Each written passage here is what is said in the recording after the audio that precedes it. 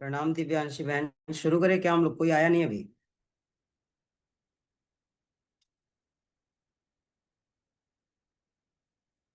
शुरू कर सकते हैं क्या? प्रणाम गुरुजी। प्रणाम। हम कह कोई आया नहीं अभी, शुरू कर सकते हैं।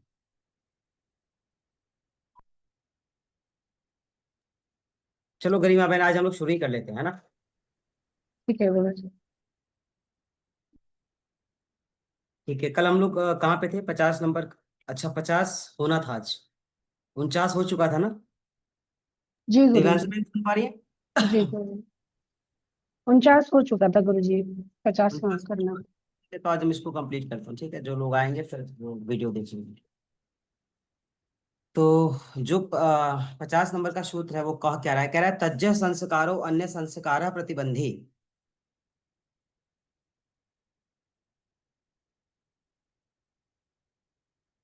ठीक है, ठीक है, ठीक है। यहाँ पे कह रहा है तज्जः संस्कारो अन्य संस्कार प्रतिबंधी, है ना? यही कह रहा है। आप ध्यान से समझिए, यहाँ पे कह रहा है ऋतंबरा प्रज्ञा द्वारा व्युत्थान संस्कारों के निरोध की बात कही जा रही है। ऋतंबरा प्रज्ञा द्वारा व्युत्थान संस्कारों के निरोध की बात कही जा रही है। इसके पूर्व के विषय में हम लोग पढ़े थे, प्रज्ञा ऋतंबरा की बात कर रहे थे, प्रज्ञाभ्याम की बात कर रहे थे इसके पहले के सूत्र में। याद है आप लोगों को? अच्छा, ठीक है। तो ये सूत्र जो आज वाला ये क्या कह रहा है? कह रहा है तज्जः संस्कारो, है ना? तज्जः संस्कारो। फिर जब संस्कारों की बात करते कहते हैं अन्य संस्कार। एक तो संस्कार हो गया, फिर क्या है? अन्य संस्कार। तज्जः संस्कारो अन्य संस्कार प्रतिबंधी। अर्थात यहाँ पे जो ऋतंबरा प्रज्ञा द्वारा व्युत्थान संस्कार के निरोध की बात कही जा रही है उसका वर्णन किया गया है। अब तज्जः का मतलब उससे उत्पन्न होने वाला। संस्कार मतलब एक विचार। संस्कार यहाँ पे क्या है? एक विचार, एक भाव। अन्य मतलब दूसरे की बात कर रहे हैं। अन्य मतलब दूसरा। कहते हैं ना, अन्य व्यक्ति किसी दूसरे व्यक्ति, अन्य लोग किसी दूसरे लोग, अन्य मतलब दूसरे। फिर कह रहे संस्कार, फिर से विचारों को प्रतिबंधी, रोकने वाला होता है। क्या? प्रज्ञा ऋतंभरा। प्रतिबंधनी का तात्पर्य रोकने वाला होता है। अर्थात ये सूत्र कह रहा है कि उस ऋतंबरा प्रज्ञा से उत्पन्न होने वाले संस्कार या विचार अन्य सभी व्युत्थान, अर्थात अन्य सभी परेशान करने वाले, व्यथित करने वाले, हताश करने वाले, निराश करने वाले, थका देने वाले जो हमारे संस्कार होते हैं वो रोक देता है। प्रज्ञा रितंबरा उसे क्या करता है? रोक देता है। जो परेशान करने वाले हैं, जो थकाने वाले हैं, जो हताश करने वाले हैं, जो निराश करने वाले हैं, उन सारे संस्कारों को प्रज्ञा रितंबरा यहाँ पे क्या कर रहा है? रोक दे रहा है। और ये तो बड़ा सुंदर बात है। आगे चलते थोड़ा सा ध्यान दीजिएगा। यह सूत्र कह रहा है कि मनुष्य अपने जीवन में जो कुछ सोचता है, मनुष्य अपने जीवन में जो कुछ अनुभव करता है, मनुष्य के जीवन में जो कुछ घटनाएं घटती हैं, जितनी भी घटनाएं घटती हैं, वह सब घटनाएं, वह सब सोच, वह सब विचार संस्कार के रूप में, संस्कार बीज के रूप में हमारी अंतःकरण में संग्रहित रहती है। वो, आप पुरानी चीजों को याद करिए, अभी हृदय में होगा कि नहीं? बचपन को याद करिए, हृदय में है कि नहीं? कोई अच्छा खराब घटना हमारे जीवन में हुआ, वो याद है कि नहीं? याद है ना? यही कह रहा है कि मनुष्य अपने जीवन में, साधक अपने जीवन में जो कुछ भी सोचता है, जो कुछ भी अनुभव करता है, जो कुछ विचार, जो कुछ भी उत्थान करने वाले, परेशान करने वाले, व्यथित करने वाले विचार के रूप में, संस्कार के रूप में, व्यवहार के रूप में, ध्यान के रूप में, जो कुछ भी चीजें रहती है, वो सब हमारे संस्कारों में संग्रहित होती है। वो रहती है, वो जाती नहीं है। बचपन याद कर लीजिए, हम लोग कैसे थे? बचपन में हमारी हालात कैसे थे? हमारे माता पिता लोग कैसे थे? हमारी स्थितियां परिस्थितियां कैसी थी? आज खैर जो कुछ भी है, विषय वो नहीं है हम क्या थे। आज भी वो जेहन में याद है या नहीं? है ना? वो कभी जाती नहीं है, और ना आप उसे खत्म कर सकते हैं। याद रखिएगा, वो खत्म होने वाला विषय ही नहीं है। खत्म होने वाला विषय होता तो अच्छा, जो चला जाता है फिर हम लोग उसको क्यों याद करते हैं? याद करिए, जो हमारे जीवन से चला गया हम उसको क्यों याद करते हैं? जो रहा ही नहीं हम उसको क्यों याद करते हैं? जो जीवन से जुड़ने वाला ही नहीं है हम उसको क्यों याद करते हैं? अर्थात वो चीजें क्या है, वो कभी संस्कारों से जाती नहीं है। इसलिए साधक को हमेशा परेशान नहीं होना चाहिए, क्योंकि यह प्रकृति का जो गुण है ना, कहते हैं मनुष्य का जो भी स्वभाव है, जो कुछ साधक अपने जीवन में सोचता है, जो कुछ अपने जीवन में विचार करता है, जो कुछ किसी के जीवन में घटनाएं घटित होती है, वह समस्त घटनाएं उसके जीवन में एक संस्कार रूप में, या कह लीजिए कि बीज के रूप में उसके अंतःकरण में, उसके हृदय में, उसके मन मस्तिष्क में, उसकी भावों में, उसके चित्त में, उसकी चेतनाओं में वो समाहित होती है, वो संग्रहित होती है। और यही मनुष्य का क्या है? कर्माशय। कहते हैं कर्माशय अर्थात कर्मों का संचय। ये सब एक कर्मों का संचय हो रहा है वहां पे। जो कुछ अच्छा बुरा, बढ़िया खराब हम इकट्ठा करते जा रहे हैं ना, वो सब क्या हो रहा है? संग्रहित होता जा रहा है संस्कार्य के रूप में। और ये हमारा क्या बनता जा रहा है? कर्माशय बनता जा रहा है। हमारे कर्मों के द्वारा ही तो सारी चीजें घटित हो रही है। तो ये क्या बनता जा रहा है? कर्माशय बनता जा रहा है। कर्माशय बनता चला जा रहा है। आगे चलते हैं। अर्थात कहते हैं कि चित्त में उठने वाले कुछ संस्कार, चित्त में उठने वाले कुछ संस्कार विचार की साधनाओं को भंग कर देते हैं। या चित्त में उठने वाले कुछ संस्कार विचार के संस्कारों को भंग करने वाले होते हैं। अर्थात जो अच्छे विचार हैं, जो अच्छे संस्कार हैं, उनको क्या करने वाले? भंग करने वाले हैं। उनको क्या करने वाले हैं? जैसे एक बार मन में आया कि आज हम अच्छा काम करेंगे, लेकिन फिर विचार में आया चलो उसको तो करेंगे, आज ये वाला है ना, इसको फाइनल कर ही देते हैं। अच्छा काम करेंगे, कल से करेंगे ना। शराब छोड़ देना है, कल से छोड़ देंगे, आज पी लेने दो, आज के बाद नहीं करेंगे, आज जनती है। तो यही है ना, ये क्या है? अच्छे संस्कारों को रोक देने वाले विचार। अर्थात अच्छे संस्कार आए तो सर्जित हुए क्या कि शराब छोड़ देना है, लेकिन एक और विचार आ गया क्या? छोड़ेंगे, कल से छोड़ेंगे, आज से शराब नहीं छोड़ेंगे, आज पी लेते हैं। और ऐसे करते करते वो मनुष्य शराब नहीं छोड़ सकता, क्योंकि हर दिन उसके लिए आज होगा ना कि अच्छा आज पी लेते हैं, कल से नहीं पियेंगे। आदमी को दुख होता है, जाके शराब पी लेता है। भगवान राम जी को दुख नहीं हुआ होगा? अयोध्या छोड़ करके जब जंगल में गए तो शराब की पेटी ले जानी चाहिए था ना उनको, जंगल जंगल भटक रहे थे। अपना भी पीते, सीता मैया को भी पिलाते। अरे दुख है तो शराब पी लेंगे, किसी ने कुछ कह दिया तो शराब पी लेंगे। यही हमारे नकारात्मक संस्कार हैं, नकारात्मक विचार है जो उठ रहा है। कहते सर हृदय में बड़ी पीड़ा थी, शराब पी लिए। अगर हृदय में इतनी पीड़ा थी, शराब की जगह केरोसिन क्यों नहीं पी लिया? पी लिया होता। शराब की जगह पेट्रोल क्यों नहीं पी लिया? पी लिया होता। पीड़ा ही तो थी ना। पेट्रोल तो और जल्दी पीड़ा खत्म कर देती, पी के लिया होता, एक बार पेट्रोल पी लिया होता, मिट्टी का तेल पी लिया होता। नहीं पिएंगे। शराब पीने से पीड़ा कम हो जाती है। ये क्या है? यही स्थिति में उठने वाले दूषित संस्कार है, जो बीज के रूप में मनुष्य के कर्माशय के साथ जुड़ता चला जा रहा है। और साधक के चित्त में उठने वाले विचार या साधना को भंग करने वाले ऐसे ही कुछ संस्कार होते हैं, जो साधक को समाधि की ओर से विमुख कर देते हैं। वो साधक समाधि की ओर जा रहा होता है अग्रसर होने के लिए, उसको वहां से विमुख कर देते हैं। तो कोई भी साधक, कहते हैं इस प्रकार के जो साधक के संस्कार होते हैं ना, उसे समाधिस्थ होने से रोकते हैं, उसे समाधि में जाने से रोकते हैं, उसे समाधि के लिए तैयार होने से रोकते हैं। और सामान्य मनुष्य के जीवन में क्या होता है? जब उसकी रितंबरा प्रज्ञा सो जाती है, तब उसके मन में एक बार विचार आता है क्या? आज पी लेते हैं, आज खा लेते हैं, आज ये काम कर लेते हैं, कोई नहीं देख रहा है, आज वह विचार कर लेंगे, कोई नहीं देख रहा है, आज बुरा काम कर लेते हैं। कोई तो एक आंख ऐसी आंखें होंगी ना इस धरा पे जो देख रही होंगी, कोई एक ऐसी आंखें होंगी जो देख रही होगी, कोई एक ऐसे सोल हो गई होगी होगी जो सुन रही होगी। तो ये जो कर लेंगे, कर लेते हैं, क्या जाता है, आज कर लेते हैं, क्या जाता है। ये जो संस्कार है ना, यही मनुष्य के दूषित संस्कार है। और जब तक ये दूषित संस्कार हम त्यागेंगे नहीं, याद रखिएगा, जीवन का उत्थान असंभव है, असंभव है, असंभव है। और इसीलिए ऋतंबरा प्रज्ञा के जागृत की बात कही जाती है कि जब साधक की ऋतंबरा प्रज्ञा जागृत हो जाती है तो व्युत्थान संस्कारों कि जो निरोध करने की बात कह रहे जो चित्त में उठने वाले नकारात्मक संस्कार है ना, वो नकारात्मक संस्कार भी क्या होते हैं, धीरे धीरे धीरे धीरे सकारात्मक संस्कारों में बदल जाते हैं। अगर वो संस्कार बाधा पहुंचाने वाले हैं तो कैसे हो जाएंगे, सहयोग करने वाले। वो संस्कार अगर बाधा पहुंचाने वाले हैं तो कैसे हो जाएंगे, सहयोग करने वाले संस्कार हो जाएंगे।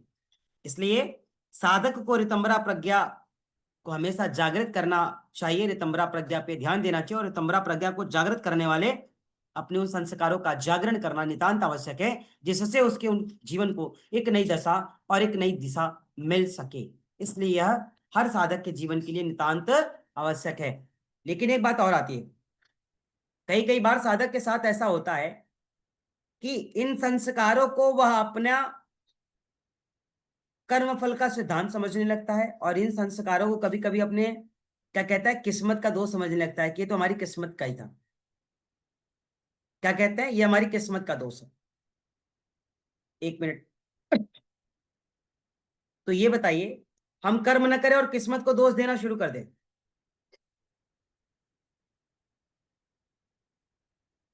हम कर्म न करें और किस्मत को दोष देना शुरू कर दें, अरे हमारे तो कर्म ही ऐसे हैं, हमारे तो किस्मत में यही है, हमारा तो किस्मत ही फूटा है। कर्म मत करिए, किस्मत को रोज फूटा कहिए, कर्म बन जाएगा, किस्मत बन जाएगी? नहीं बनेगी।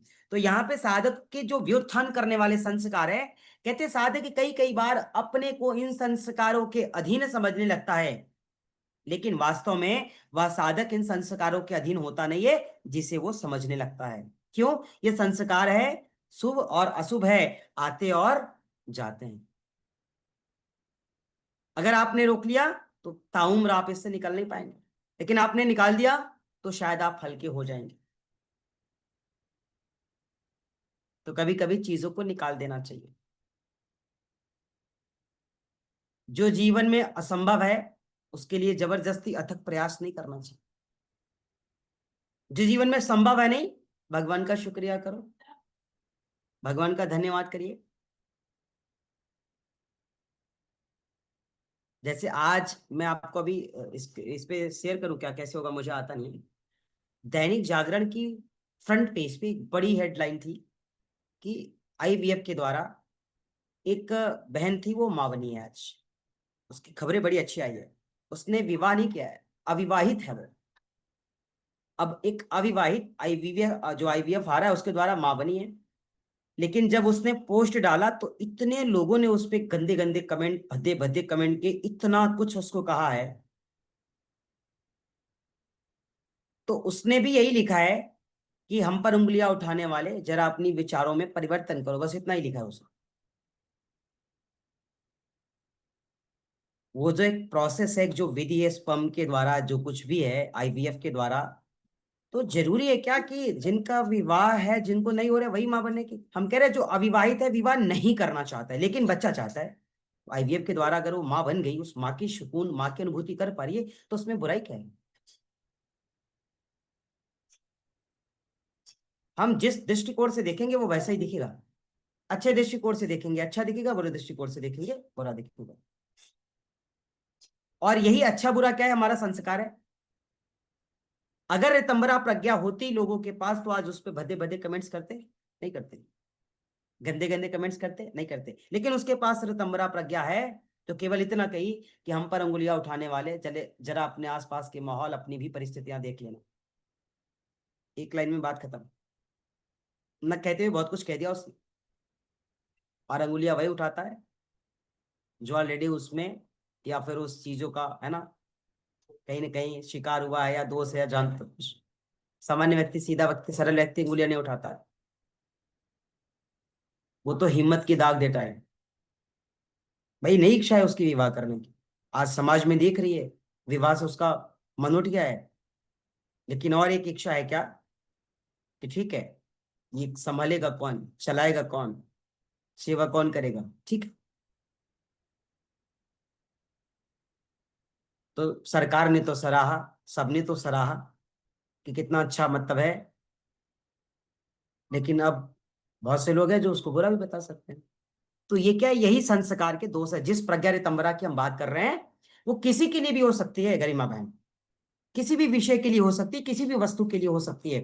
और आगे चलते हैं, कहते हैं जो मतलब साधक होता है ना, वास्तव में इसके अधीन समझता है अपने को कि मेरे कर्मों का दोष है। अगर कर्मों का दोष है तो ठीक है, इस जन्म में तो कम से कम अच्छा कर्म करने का संकल्प ले सकते हैं, ये कर सकते हैं कि नहीं। और हम सोचते हैं कि केवल मेरे कर्मों का दोष है। क्या पता कि हम दो हैं, किसी एक की कर्मों का दोष हो और उसकी सजा हम दोनों भुगत रहे हैं। क्यों? क्योंकि हम जीवन में एकल हो गए हैं। लेकिन दोनों क्या करते हैं, इस विषय को नहीं समझते कि हम लोगों के जीवन का, दोनों ये कहते हैं कि तुम्हारे वजह से हो सकता है, सामने वाला कहेगा तुम्हारे वजह से हो सकता है। कहेगा तुम हमारे जीवन में इसलिए ऐसा हो गया, वो सोचेगा कि ये जीवन में हमारे यहाँ इसलिए ऐसा हो गया। यही अशुभ संस्कार है। अगर प्रज्ञा रितंबरा होती तो हम दोनों यह मिलकर के स्वीकार कर लिए होते कि ये हम सबके जीवन का प्रतिफल है, और केवल आपके या केवल हमारे नहीं, अपितु हम दोनों के। अगर केवल आपके होता तो आप कहीं और अकेले होते और इस प्रतिफल को अकेले भोग रहे होते। लेकिन ऐसा नहीं है, इस प्रतिफल को हम दोनों मिल करके भोग रहे हैं। इसलिए कहते हैं अच्छे संस्कारों को प्रज्ञा रितंबरा हमेशा ऊपर उठाती है, और बाकी के जब अशुभ संस्कार होते हैं, जैसे ही वो अच्छे संस्कारों के द्वारा ऊपर उठना प्रारंभ करते हैं, अशुभ और दोष रहित संस्कार स्वतः धीरे धीरे धीरे धीरे समाप्त होने लगते हैं। और जब प्रज्ञा रितंबरा बिल्कुल जागृत हो जाती है तो जितने भी अशुभ संस्कार हैं वो सब क्या होते हैं, समाप्त हो जाते हैं। इस प्रकार से प्रज्ञा रितंबरा के द्वारा हमारा और साधक का चित्त पूरी तरीके से निर्मल हो जाता है और अशुभ संस्कारों को रोकने में समर्थ हो जाता है। और जब साधक का प्रज्ञा रितंबरा अशुभ संस्कारों को रोकने में सफल हो जाता है तो साधक का जीवन देवतुल्य, दिव्य आत्मा, महान आत्मा, महान विभूति की तरह हो जाता है। उसके भीतर संतों के जैसा प्रवृत्ति आता है, संतत्व आ जाता है। गुरुवत्त की वाणी उसके भीतर से, उसके मुख से स्वतः ही निकलने लगती है। ये रहा आपका 49 नंबर का सूत्र। और अभी जुड़ने वाले सॉरी 50। अब हम पढ़ेंगे 51 जो लास्ट सूत्र है। तो हमारी शांति बहन और हमारे डॉक्टर सुरेंद्र सर, ये है ना, एक सूत्र बाद जुड़े हैं ये लोग, तो एक सूत्र तो आज ये पढ़ ही लेंगे। जी। तो ये आ गया समझ में। चले नेक्स्ट। अर्थात इस प्रथम पाद का अंतिम सूत्र है ना, क्या कह रहा है। हाँ यही है, देखिए सब तस्यापि पढ़ते हैं। गरिमा बहन ने पढ़ा, हमने होठ पकड़ लिए कि तस्यापि नहीं, आप तस्यापि कह रही हैं, कहा ना। और इसे पढ़ेंगे क्या, तस्यापि पढ़ेंगे। अपी है ना ये, एक और जगह है ना यहाँ पे है, साइलेंट है देखिए, तस्यापि पढ़े ना, क्या है, तस्य अपि, है ना, क्या है, तस्य अपि। तस्य अपि निरोधे सर्व निरोधात निर्बीज समाधि। अच्छा, बड़ी ईश्वर की और गुरु की कृपा है कि होठ से भी पता चल जाता है कि आप बोल क्या रहे हैं। आवाज तो मैंने नहीं सुनी, लेकिन जो होठ थे आपके, आप बिल्कुल समझ गया मैं। हाँ, तो हम क्या करें, मतलब यहां रुक रहे हैं, तस्य अपि। तो क्या कह रहा है, तस्य अपि निरोधे सर्व निरोधात निर्बीज समाधि ही। अर्थात यह सूत्र नंबर क्या है हमारा, अंतिम, प्रथम पाद का अंतिम सूत्र कह क्या रहा है कि असंप्रज्ञात समाधि जो है, असंप्रज्ञात समाधि को निर्बीज समाधि भी कहा जाता है। यस नो कल बताया गया था। जी हे गुरु। भगवान, जी गुरु जी। संप्रज्ञात समाधि मीन्स सभी समाधि, असंप्रज्ञात समाधि मीन्स निर्बीज निर्वित समाधि। समाधि। ठीक है। हाँ, आदरणीय सुरेंद्र सर का बहुत आभार, एक सूत्र छूट गया। आज दरअसल हम भी थोड़ा ना गुस्से में थे, थोड़ा क्रोध में आके शुरू ही कर दिया हमने, हमने कहा किसी का इंतजार ही नहीं करना, और एक सूत्र बीत गया। अब भाई आ गया, देखिए बता दिया, गुस्सा था तो बता दिया थोड़ा सा किसी कारण से, है ना। तो एक मन क्या था कि कक्षा नहीं करेंगे, मन क्या नहीं कर लेते हैं, और किया, फिर देखे तो केवल गरिमा बहन थी बहुत देर में, फिर दिव्यांशी बहन आई तो हम कहते शुरू कर देते, फिर किसी का इंतजार नहीं करना है, कर दिया। एक सूत्र खत्म हुआ आधे में तो फिर गौतमी बहन जुड़ी, और जब खत्म हो गया फिर आप लोग शुरू। तो अब एक सूत्र पढ़ लेते हैं। ये इसलिए मैंने कर दिया कि अगर द्वितीय पाद में हम सब शुरू करें तो कम से कम कोशिश करें कि भारत में रहते जरूर है, भारत वाली टाइम जो है वो सही टाइम है, लेकिन हम लोग कहते हैं भारतीय समय से जुड़ते हैं। 10-20 मिनट लेट, 5 मिनट हो जाए चलेगा, 10 मिनट फिर भी मैक्सिमम है। आधे में जुड़ेंगे तो सूत्र ही नहीं समझ में आएगी। और आज वही गुरुजी हुआ। कल वो जुतिया है ना, तो थोड़ा सा मार्केट चली गई हाँ हम समझ रहे हैं भाई, कल जूते हैं, आज मार्केट में बहुत भीड़ है, आज आप लोगों को रात थी। को कुछ मीठा खा के पानी पीना है, क्योंकि कल दिन भर व्रत रहना है ऐसे ही निराजन। जी। ठीक है, आप सबको हमारी शुभकामनाएं हैं, ईश्वर आप सबको है ना शक्ति प्रदान करे, व्रत को अच्छे से कर पाए आप। आगे चलते हैं। नेक्स्ट एंड लास्ट, जो 51 नंबर का सूत्र है वो कह रहा है कि तस्य अपि निरोधे सर्व निरोधात निर्बीज समाधि ही। अब यहाँ पे निर्बीज समाधि की बात कही जा रही है। तस्य का मतलब उसके, तस्य अपि मीन्स भी, उसके भी, तस्य अपि, तस् आप ही नहीं है, तस्यापि नहीं, तस्यापि, तस्य मतलब उसके, अपि मतलब भी, निरोधे रुकने से, उसके भी रुकने से, सर्व सभी, निरोधात वृत्तियों का जो निरोध हो जाने की बात कही जा रही है, अर्थात सभी चित्त की वृत्तियों का निरोध हो जाने से, निर्बीज मतलब असंप्रज्ञात, निर्बीज समाधि की प्राप्ति। अब थोड़ा ध्यान से समझिए, कह रहा है उस रितंबरा प्रज्ञा, इसके पूर्व के सूत्र में क्या था, रितंबरा प्रज्ञा की बात कर रहे थे, उस रितंबरा प्रज्ञा के रुक जाने से। रितंबरा प्रज्ञा क्या है, जो अशुभ संस्कार, जो बताया ना किसी कारणवश से आ रहा है, करीमा बहन, क्योंकि जो पढ़ा है उसी को समझ में आएगा।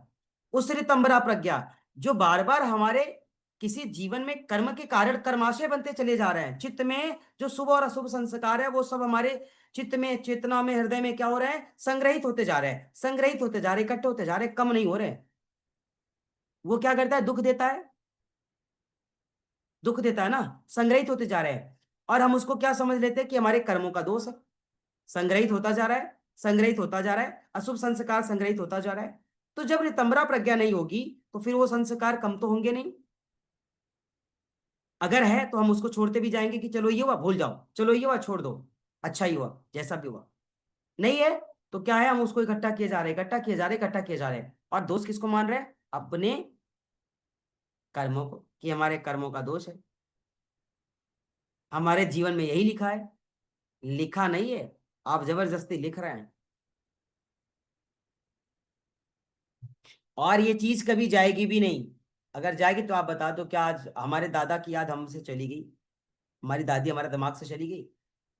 और अगर चली गई तो आप लोग फिर साल भर बाद बड़ा खूब बढ़िया सजा हो जाके, आज दादी की बरसी है, आज ये फलावनी, आज 14वीं बरसी, आज 50वीं बरसी है, कर रहे हैं ना, याद है ना, जिंदा है ना वो आज भी, चेतना में, चित्त में, मन में, मस्तिष्क में, हृदय में, अंतस में जिंदा है कि नहीं जिंदा है? हटा दीजिए आप, कैसे हटा सकते हैं, नहीं हटा सकते हैं। तो जो संस्कार संग्रहित है वो संग्रहित रहेंगे, बस रितंबरा प्रज्ञा की उपलब्धि और रितंबरा प्रज्ञा की प्राप्ति हो जाने पर वो संस्कार आपको परेशान नहीं करेंगे, वो संस्कार आपको तंग नहीं करेंगे, वो संस्कार आपको व्यथित नहीं करेंगे, वो संस्कार आपको टूटने दे देंगे और वो संस्कार आपको हारने नहीं देंगे, लेकिन संस्कार तो रहेंगे। निकाल के फेंक दीजिए आप, संभव है? नहीं,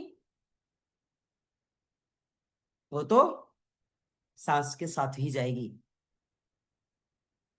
ऐसे नहीं जाएगी। इसलिए कहते हैं कि उस रितंबरा प्रज्ञा अर्थात बुद्धि से उत्पन्न होने वाले संस्कार के रुक जाने से सभी अशुभ संस्कार, सभी शुभ संस्कार, समस्त संस्कार रुक जाते हैं। और जब समस्त संस्कार रुक जाते हैं तो चित्त की समस्त वृत्तियां निरोध हो जाती है, और जैसे ही चित्त की समस्त वृत्तियां निरोध होती है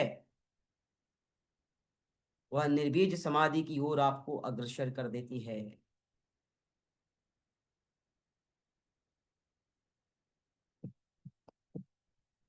लेकिन क्या चित्त की वृत्तियां निरोध हो पाती है, रोक पाते हैं?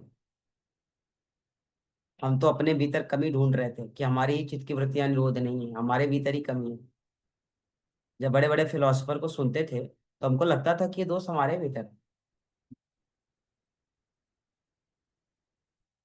लेकिन उनके साथ भी यही समस्या है। आपने डॉक्टर विवेक बिंद्रा, उनका नाम सुना ना, विवेक बिंद्रा, क्या नाम है ना, दुनिया को मोटिवेट करते हैं, अपनी बीवी को मोटिवेट न कर पाए। तलाक हो गया कि नहीं अभी?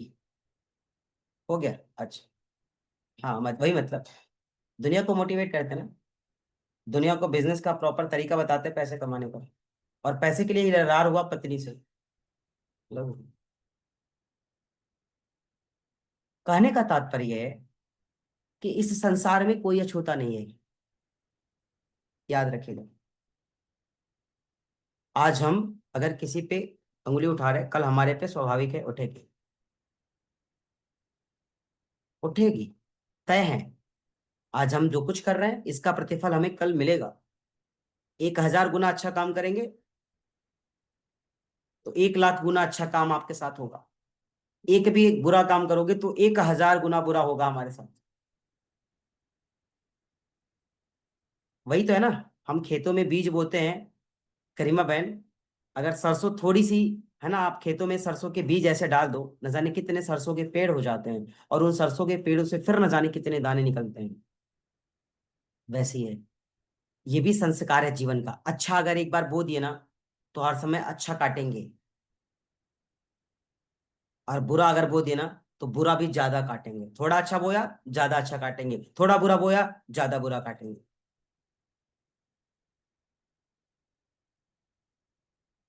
तो साधक को रितंबरा प्रज्ञा जब प्राप्त हो जाती है तो उसके चित्त के समस्त संस्कार रुक जाते हैं। शुभ और अशुभ दोनों संस्कार रुक जाते, तभी तो निर्भीक समाधि की तरफ जाएंगे ना। समाधि तो समाधि, लेकिन निर्भीक समाधि जहां स्वयं का भी बोध ना हो। निर्भीक हो जाओ आप, कोई संस्कार, कोई शुभ, कोई अशुभ, कोई अच्छा, कोई बुरा, सबसे परे हो जाए आप, निर्भीक समाधि की तरफ चले जाए। ये तो तभी संभव है जब साधक की समस्त चित्त की वृत्तियां निरोध हो जाएंगी। और साधक की समस्त चित्त की वृत्तियां निरोध होना आसान नहीं है। गीता पढ़ने वालों की भी चित्त की वृत्तियां सुबह निरोध रहती है और शाम को अवरोध आ जाता है। शाम को पढ़ा, थोड़ी सी निरोध हुई, शाम को पढ़ा थोड़ी सी निरोध हुई, शयन के समय बीवी से झगड़ा हुआ रात में बेडरूम में ही, फिर अवरोध आ गया। ये पढ़ लेने से इस बात की गारंटी नहीं कि हमेशा निरोध रहेगी। हमेशा निरोध करना है तो प्रकृति की इस गुणों को स्वीकार करना पड़ेगा, प्रकृति की व्यवस्थाओं को स्वीकार करना पड़ेगा। इसलिए कहते हैं कि साधक के समस्त चित्त की वृत्तियां जब निरोध हो जाती है ना, तो उसे जीव, जीवात्मा, स्वयं, परमात्मा, धरा, आकाश, अग्नि, वायु, किसी भी विषयों से कोई बहुत मोह नहीं होता उसे, याद रखिएगा। किसी से नहीं मोह है। रितंबरा प्रज्ञागर है, क्यों? क्योंकि उसको पता है कि यह सब जीवन की एक व्यवस्था है। आज हम हैं कल नहीं रहेंगे, कल जो थे वो आज नहीं है, है ना। जो आएंगे फिर वो भी कहीं ना कहीं जाएंगे। यह दुनिया एक रैन बसेरा है ना। इसको समझ लीजिए, गांठ बांध लीजिए। और जब कोई जीव, जब कोई जीवात्मा, जब कोई मनुष्य, जब कोई साधक मोक्ष की अवस्था, मोक्ष की स्थिति, मोक्ष के भाव को स्वीकार करता है, धारण करता है, महसूस करता है और उसे प्राप्त करने की कोशिश करता है, तो उसके लिए उसे अपनी सामर्थ्य से ज्यादा खुद की केयर करनी पड़ती है। व्यवहारों की केयर करनी पड़ती है, आहारों की केयर करनी पड़ती है, वाणी की केयर करनी पड़ती है, भावों की केयर करनी पड़ती है। क्यों? अहिंसा आप लोगों ने पढ़ा है, तो अहिंसा का मतलब ये नहीं कि किसी को क्षति नहीं पहुंचाना। किसी के मन में बुरे भाव आ गए तो हमसे अहिंसा छूट गई और हिंसा हो गया। और आदरणीय सुरेंद्र सर, जिस हिंसा को हम करते आ रहे थे हमने छोड़ दिया, लेकिन अब लोगों ने शुरू कर दिया। किया ना, आपने देखा ना, अच्छे से किया और बेजोड़ तरीके से कर रहे हैं। आप देखिए, यही प्रकृति का गुण है, ये प्रकृति का गुण है। तो जब मोक्ष की इच्छा हो, जब मोक्ष का कैवल्य का भाव मन में आए, तो समझ लीजिएगा कि फिर उस व्यक्ति को किसी से कोई जुड़ाव, किसी से कोई लगाव, किसी से कुछ बहुत लेना, किसी को बहुत कुछ देने में कोई इंटरेस्ट नहीं होता है। किसी ने कुछ कह दिया, हमने किसी को कुछ कह दिया, भूल जाओ, बीत गई रात, गई बात, गई, खत्म। और ये केवल उसी के साथ हो सकता है जो प्रज्ञा ऋतंबरा का हकदार होता है। और प्रज्ञा ऋतंबरा सबके पास है, इस बात को भी स्वीकार कर लीजिए। ऐसा कोई जीव नहीं जिसके पास प्रज्ञा ऋतंबरा है नहीं। और जब ऋतंबरा प्रज्ञा जागृत हो जाती है तो उससे उत्पन्न होने वाले जो दूसरे अशुभ संस्कार होते हैं, ऋतंबरा प्रज्ञा उसे रोक देती है ना। जब वो जागृत हो जाती है तो जो अशुभ संस्कार उत्सर्जित होने वाले हैं, जो अशुभ संस्कार जागृत होने वाले हैं, जो अशुभ संस्कार हमें फिर से डाइवर्ट करने वाले हैं, वो ऋतंबरा प्रज्ञा समस्त अशुभ संस्कारों को रोक देती है।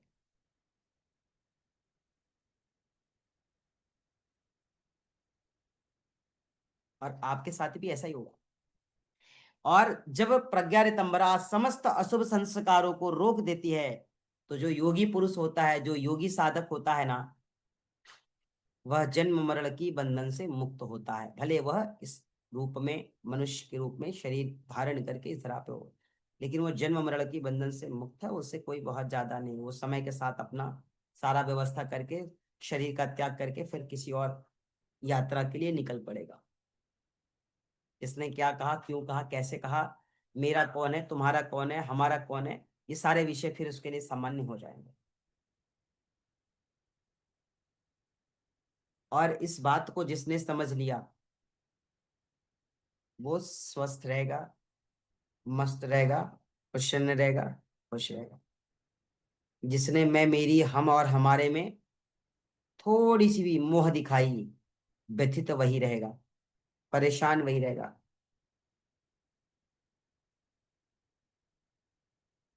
आ रही बात समझ में? इसलिए साधक को कहते हैं, निर्बीज का अर्थ ही है कि जो चित्त के संस्कार है उनका संपूर्ण रूप से समाप्त हो जाना, निर्बीज हो जाना। चित्त के कोई भी संस्कार हो, एक्स वाई जेड, अच्छा संस्कार, बुरा संस्कार, सहयोगी संस्कार, असहयोगी संस्कार, समस्त संस्कार जब रुक जाएं तो निर्बीज हो जाएगा ना फिर। और अगर एक भी संस्कार, चाहे वो बेशक भले ही क्यों ना शुभ संस्कार ही हो, अगर वो है तो आप निर्बीज नहीं हो। अनुभूति कैसे होगी? बहुत सुंदर। जब बात इसके अनुभूति की करते हैं, कहते हैं जब साधक स्वयं की रिस्पेक्ट, स्वयं के सम्मान, स्वयं की अंतस, स्वयं की भावों को स्वीकार करने की कला सीखता है, और जब उसे इस बात का एहसास होता है कि यह बाह्य रूपी केवल एक शरीर है, और सच में इस शरीर के भीतर जो रियल सोल है वही सर्वज्ञ है, वही सर्वस्व है, वही विश्वव्यापी, वही रासव्यापी, और वही सर्वोत्तम है, वही उच्चतम है, वही श्रेष्ठ है। और हमें उसी का सम्मान करना है, हमें उसे कष्ट नहीं पहुंचाना है, हमें उसे तकलीफ नहीं देना है, हमें उसका सहयोग करना है। अर्थात यह जो शरीर मिला है, किसके सहयोग के लिए मिला है?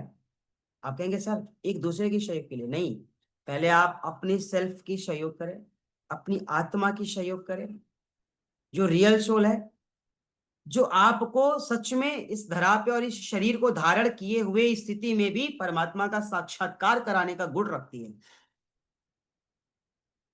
जब आप उसे महसूस करते हैं तब आप सारे विषयों से फिर परे होते हैं, फिर सारे विषय आपके लिए सामान्य होते हैं, फिर यह संसार, यह प्रकृति, यह व्यवस्था सब आपको सामान्य लगता है। किसी व्यवस्था से, किसी प्रकृति से आपको कोई दोष नहीं होता है, आपको कोई शिकायत नहीं होती है। परमात्मा की हर व्यवस्था आपको स्वीकार होती है, परमात्मा की हर दुख आपको स्वीकार होता है, परमात्मा की हर तकलीफ आपको महसूस होती है। क्यों? क्योंकि आपको लगता है यह तकलीफ या असहाय पीड़ा, ये दुख तो इस शरीर को मिल रहा है, आत्मा को थोड़ी मिल रहा है। आत्मा को तो हम दुखी कर लेते हैं, क्यों? इस शरीर को अपना मान करके, इस शरीर को अपना मान के तो आत्मा को दुखी कर रहा है ना। लेकिन आप बताइए, क्या जब इस शरीर का त्याग करके आत्मा जाती है तो आत्मा रोती है क्या? आप कहेंगे सर आत्मा भटकती है, ये सब फालतू की बातें हैं। अगर भटकना रहेगा तो फिर किसी दूसरे के शरीर में जा करके फिर वो कहीं दूसरी दुनिया में कुछ और अवस्था और स्थितियों में रहेगा ना। ये वस्तु थोड़ी है, आज उधार लिया कल वापस करने चले जाएंगे, पहुंचाने चले जाएंगे, ऐसा तो है नहीं। तो जो इसके भीतर है पहले इसका सम्मान करना सीखें, इसको अनुभूत करना सीखें, इसको महसूस करना सीखें। और जिसने इस देह दिवाले रूपी शरीर को धारण करके भी इससे नहीं जुड़ पाया, वही सबसे बड़ा ज्ञानी है। क्योंकि यह शरीर ही इस रियल सोल को जानने के लिए मिला हुआ है, इस रियल सोल को जन्म मरण के बंधन से मुक्त कराने के लिए मिला हुआ है, और इस रियल सोल को बार बार ऐसी अवस्थाओं से विमुख करने के लिए एक दिव्य चेतना, एक स्वचेतना, एक वास्तविक चेतना, है ना, में ढलने के लिए यह मिला हुआ है। हाँ बताएं, क्या संशय है, बताएं। गुरुदेव, जिस स्थिति की बात की जा रही है ऋतंभरा प्रज्ञा के अंदर में, उस स्थिति के अंदर में तो व्यक्ति को उसका आगे के लिए कुछ ध्येय शायद समझ में ही नहीं आएगा, क्योंकि वो तो अब नीचे की जितने भी भौतिक सुख है उनसे दूर हो चुका है। अगर समझ में आ गया तो फिर वो सबीज नहीं हो जाएगा। समझ में ही तो नहीं आना है ना, कुछ भी नहीं समझ में आना है, ना सकारात्मक ना नकारात्मक, ना अच्छा ना बुरा, ना जीत ना हार, ना योग ना तो वियोग। इस धरा पे रहने का तो कोई फिर मकसद ही नहीं समझ में आएगा। साधना की जब उच्चम अवस्था में आप पहुंचते हैं, जहां निर्बीज समाधि की बात कही जाती है, वहां पे किसी विषय की अनुभूति नहीं रखनी है ना सर। अगर कोई भी हमारे चित्त में संस्कार हैं लेस मात्र के या अंश मात्र के भी, तो आपको निर्बीज होने से वही तो रोक रहा है ना। तो जब एक भी अंश न रह जाए निर्बीज, न शुभ न अशुभ, न सहयोग न विरोध, न योग न वियोग, सबसे परे हो जाए ना, निर्बीज का तात्पर्य ही यही है, किसी की भी अनुभूति नहीं। पर गुरुदेव, उस और समय पे तो जिस फिर ध्यान व्यक्ति को की, इस धरा पे रहने का कोई मकसद ही समझ में नहीं आएगा। वही विषय आपको समझना है ना। जब साधक निर्बीज होता है तो उसको क्या लगता है कि समाधि लगा ली फिर आएगा नहीं क्या? जब निर्बीज होकर के निर्बीज की अवस्था से साधक वापस आता है ना सर, तो फिर साधु हो जाता है वो, संत हो जाता है वो। साधु की प्रवृत्ति उसके भीतर आ जाती है, संतत्व की प्रवृत्ति उसकी जागृत हो जाती है। ऐसा थोड़ी निर्बीज में जाने के बाद चला गया वो, जैसे गुरु जी ने समाधि लगा ली, समाधि स्थल पर उनकी वो बना दी गई मूर्ति, अब हम समाधियों का दर्शन करने जाते हैं। निर्बीज का तात्पर्य है कि इस देह दिवाले रूपी शरीर में रह करके उस विषय की अनुभूति करें। जब उसमें आप खो जाएंगे, जब रम जाएंगे, जब आपको और आपकी अंतस को, आपके हृदय को लेश मात्र का, अंश मात्र का भी सबीज निर्बीज सतगुण अवगुण दोष गुण, इन सारे विषयों से आपको परे कर दे और आप अचेतन अवस्था में चले जाएं, उस अचेतन अवस्था में जो वास्तविक रूप में स्वचेतन की अनुभूति करा दे। आपको आपके शरीर का बोध न रहे, आपको आपकी श्वासों का बोध न रहे, बिल्कुल एकदम। और जब आप उस यात्रा की बाद फिर से मूल अवस्था में आते हैं ना, आपके शब्द रुकते हैं, आपके भाव रुकते हैं, आप बोलने से बचना चाहते हैं। क्योंकि उस समय की जो आपकी एनर्जी लेवल होती है ना, वो किसी चक्रास को जागृत करने से नहीं, समस्त चक्रास जो है ना वो ऑलरेडी एकदम जागृत अवस्था में होते हैं। और वो जो भाव होती है आपकी ना, वो एक ऐसा भाव होता है कि आप रहते तो मनुष्य की वेश में है, लेकिन विवेक ज्ञान बुद्धि सब संतत्व और शंतु वाली हो जाती है आप। ऐसे बहुत से लोग हैं जिन्हें आप देखो होंगे एक समय के बाद शांत हो गए हैं, ऐसे शांत थे नहीं वो, लेकिन हो गए हैं। थे नहीं वो, लेकिन हो गए हैं। और यही है कि मतलब यही एक पहचान है, यही एक अनुभूति है कि भाई अचानक ऐसे कहते हैं ना सर, दुनिया में सब बदल सकता है, ये नहीं बदल सकता है। एक अंश की कभी रियल अनुभूति हो गई ना, बहुत कुछ बदल सकता है।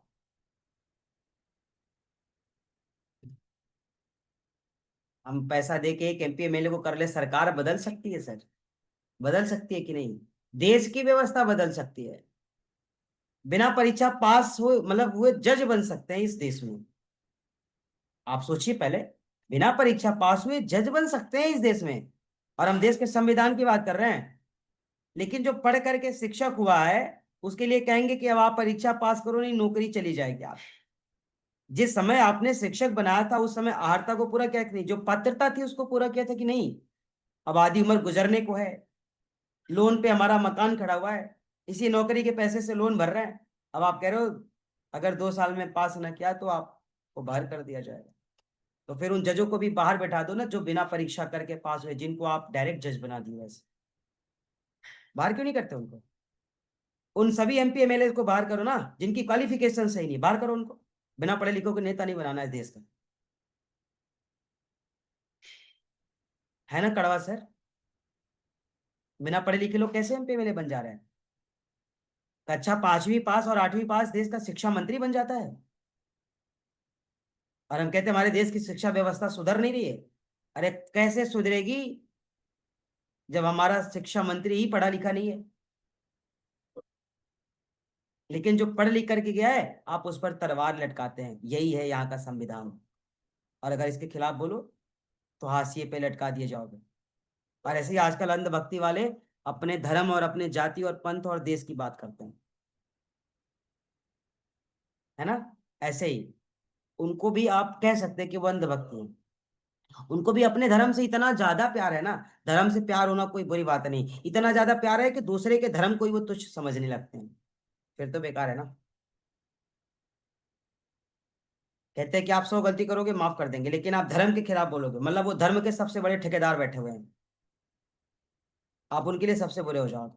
मतलब किसी ने सही बोल दिया तो आप बुरे हो गए। और धर्म के नाम पे आप लोगों को गवार बना रहे हैं, है ना? पढ़ने लिखने वाला अगर पढ़ाई करेगा, शिक्षा लेगा, तो कल को आवाज उठाएगा ना। आप धर्म के नाम पे लड़ना सिखाते हैं, धर्म के नाम पे जिहाद के नाम पे आप उनको बरगला रहे हैं, भटका रहे हैं। उनको शिक्षा से दूर कर रहे हैं, शिक्षा को महंगा कर रहे हैं, शिक्षा की व्यवस्था को तार तार कर रहे हैं। क्योंकि जब दुनिया में पढ़े लिखे लोग नहीं रहेंगे ना, तो प्रश्न नहीं करेंगे। अगर ज्यादा पढ़े लिखे लोग रहेंगे तभी तो हमारे जैसे लोग या आपके जैसे लोग कहेंगे ना कि अगर ये जज बैठे हैं तो ये परीक्षा पास की, क्या इनकी क्वालिफिकेशन है? इनको भी परीक्षा पास करा के जज बनाया जाना। किसी को प्रमोट करके पीसीएस बना देते हैं, उससे नीचे के रैंक का बना सीईओ बना देते हैं, प्रमोटिंग करके सीईओ बना देते हैं। पीसीएस नहीं, सीईओ बना देंगे आप। परीक्षा पास करवाई, क्यों प्रमोट किया? परीक्षा पास करा के बनाओ। तो जो व्यवस्थाएं नियम तो सब पे लटकनी चाहिए ना। और अगर आप इसके फेवर में बोलना शुरू किए सर, आप बुरे हो जाओगे। ये है। तो कोई बोलना नहीं चाहता है, सब चाहते हैं अपनी दाल रोटी चलती रहे, बस अपना घर का चूल्हा जलता रहे, बाकी कोई मतलब नहीं है। और वो वाली व्यवस्था में सभी माहिर हैं। हिंदी में क्या बोलते हैं उसको? पॉलिस, चाटुकारिता, चरण वंदना, ये हमारे यहाँ बहुत प्रसिद्ध है पूरे जगह। और जो स्वाभिमानी है, ये नहीं करेगा। पॉलिस नहीं करेगा, चाटुकारिता नहीं करेगा, चरण वंदना नहीं करेगा, गलत को स्वीकार नहीं करेगा और गलत के आगे नहीं झुकेगा। बस सामान्य सी बात है। और ये वही करेगा जिसकी रितंबरा प्रज्ञा काम कर रही होगी, जिसका ज्ञान का चक्षु खुला होगा। ये वही वही नहीं करेगा। बाकी अपनी दाल रोटी की व्यवस्था चलाने के लिए सभी कर सकते हैं। लेकिन इस धरा में आए तो दाल रोटी की व्यवस्था के लिए मत मरो आप सही हो जाओ। हो सकता है आपकी वजह से हजारों की दाल रोटी की व्यवस्था हो जाए, है ना? तो ये सोचना बहुत जरूरी है। और इसीलिए आपने देखा होगा सर कि ऐसे बहुत से लोग हैं जो पहले तो बहुत बोलते हैं लेकिन बहुत शांत हो गए, लेकिन आज भी वो लोग बहुत बोल रहे हैं। आपको क्या लगता है क्या कि जो लोग बोल रहे हैं हमेशा बोलेंगे? आप बताइए। जो लोग 70 साल 70 साल 70 साल करते हैं, ठीक है, क्या गारंटी कि 70 साल वाले आने वाले नहीं है? आ भी सकते हैं, प्रजातंत्र है।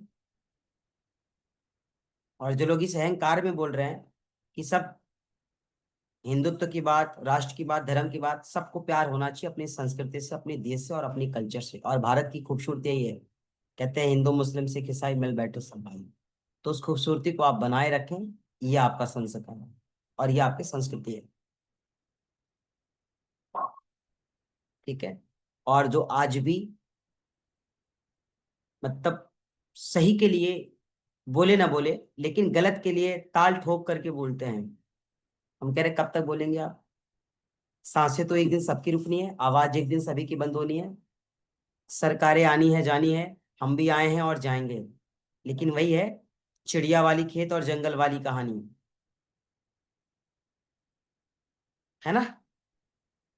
तो कुछ ऐसा करिए कि हम रहे ना रहें, आपका पुरुषार्थ, आपकी मर्यादा, आपका स्वाभिमान, आपका अस्तित्व, आपके संस्कार, आपके ज्ञान यहाँ रह जाएं। बस यही है कमाई और यही है पूंजी। और ये प्रज्ञा रितंबरा से ही आएगी। इसलिए जब कहते हैं चित्त के समस्त संस्कार पूर्ण रूप से शांत हो जाते हैं, पूर्ण रूप से समाप्त हो जाते हैं, और उन्हीं पूर्ण रूप से शांत और समाप्त संस्कारों को ही दग्ध बीज कहते हैं। शहादत से दग्ध बीज हो जाता है, उसके अंदर कोई भी लेश मात्र का, अंश मात्र का भी कोई नकारात्मकता, नगण्यता, असमर्थता, अज्ञानता, वो अपने को हल्का कर लेता है, एकदम शांत कर देता है। और ये आप सब कर सकते हैं। और दग्ध बीज का अर्थ होता है कि सत्ता की समूल पूर्ण रूप से विनाश हो जाना। दग्ध बीज सत्ता का समस्त पूर्ण रूप से, समूल रूप से विनाश हो जाना, दग्ध बीज हो जाएगा शायद।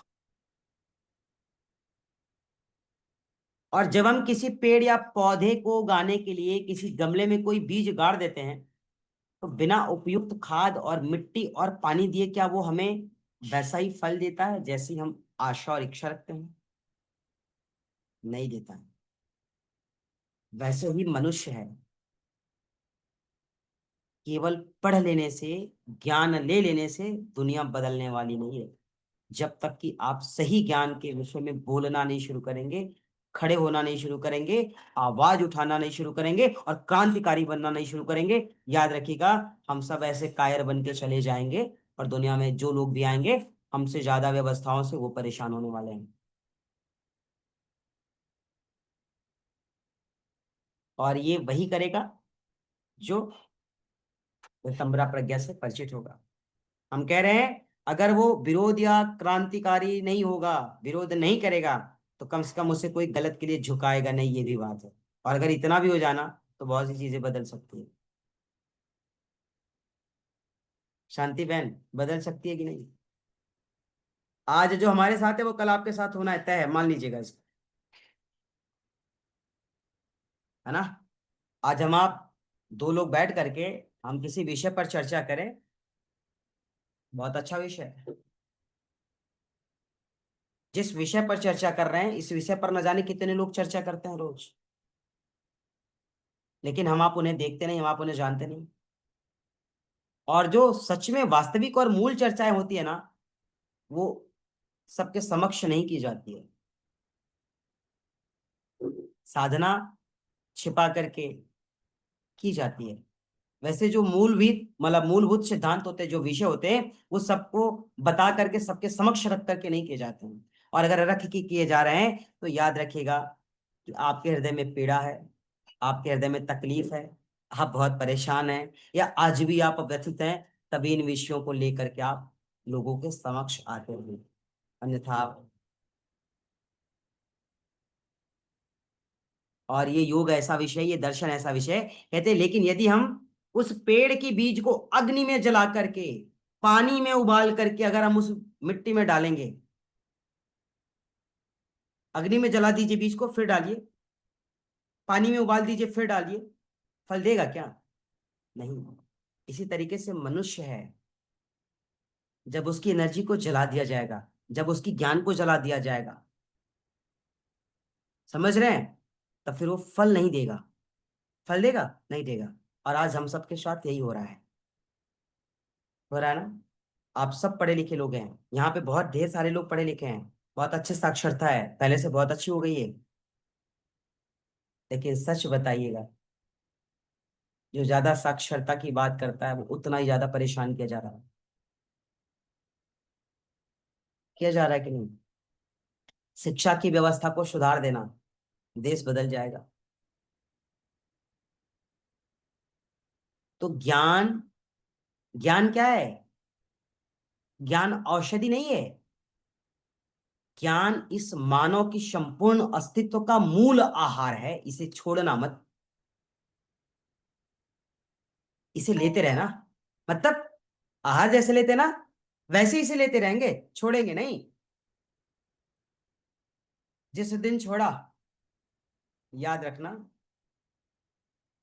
गंदा पानी जैसे पड़ा है उसे कोई यूज नहीं कर सकता, वैसे हम धरा पे तो रहेंगे, हमारा कोई रहने का अर्थ नहीं है, कोई प्रयोग ही नहीं है।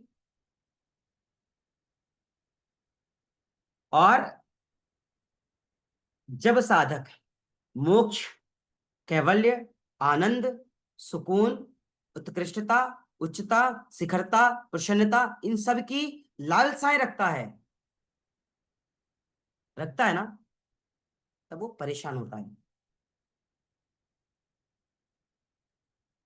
अगर लालसाएं रखेंगे तो परेशान होंगे। छोड़ दीजिए आप, छोड़ दीजिए आप। और अपनी व्यवस्था को अपनी व्यवस्था जब तक समझेंगे तब तक परेशान होंगे।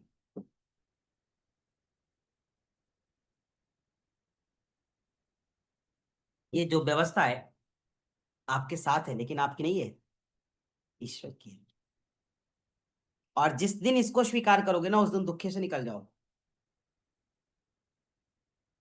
आप जिस दिन स्वीकार करेंगे उस दिन दुखों से निकल जाएंगे। और हमने क्या कहा, जो विषय की चीजें होती है वो आपस में की जाती है, बाजारों में नहीं, है ना? और जो समझदार होता है वो शांत हो जाता है ना? ऐसा होता और है गुरुजी। और जो सामने आकर के भी सफाई दे, ये समझ लेना कि आज भी वो या तो परेशान है, या व्यथित है, या उसकी व्यवस्थाएं सुचारू रूप से चल नहीं पा रही है। बस इसे मान लेना आप। तो ये सारी व्यवस्थाएं जो बन और बिगड़ रही है, किसके लिए वजह है? उसकी वजह से। और दुखी क्यों है? इसको हमने अपनी व्यवस्था समझ रखी है, तो अब इसको भूल जाओ। इसलिए कहते हैं कि जब साधक का जीवन दग्ध बीज हो जाता है, तो उसे वैराग्य, उसे संत, उसे साधु, उसे महात्मा के सानिध्य में जाने की कोई जरूरत नहीं होती कि जाए ही। वो इच्छा के अनुरूप जा सकता है, लेकिन जब वो दग्धबीज हो जाता है ना, तो ऑलरेडी उसके भीतर संतत्व आ जाता है, ईश्वरीय गुण जागृत हो जाते हैं, वैराग्य का भाव श्वेता आ जाता है, सबके प्रति करुणा का भाव, सबके प्रति दया का भाव, सबके प्रति प्रेम का भाव। जिसने अच्छा किया उसकी भी जय, जिसने बुरा किया उसकी भी जय।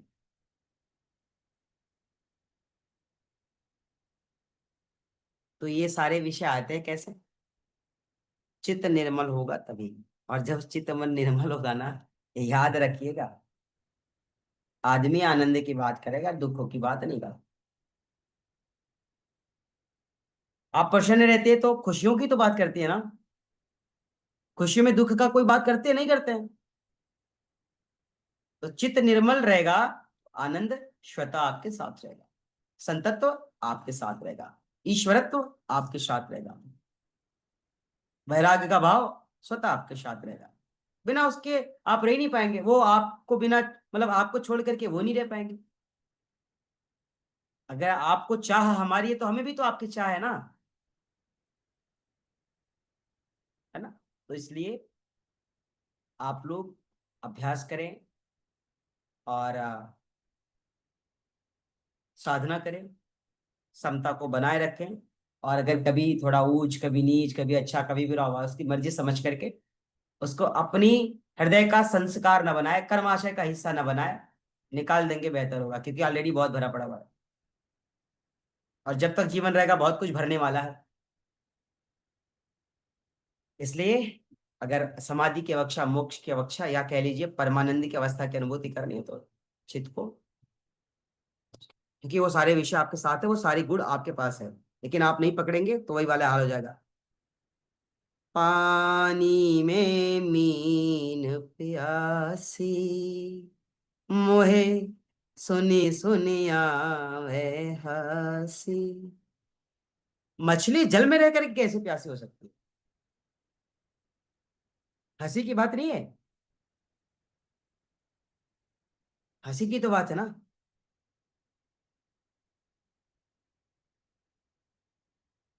तो हमारे पास वो सारे गुण है, और हम कहते हैं कि हम परेशान हैं, हम व्यथित हैं, हमने लोगों की मदद की, हमारे उसने हमारे साथ धोखा कर दिया। हाँ, किसी ने हमारे साथ थोड़ी धोखा किया है।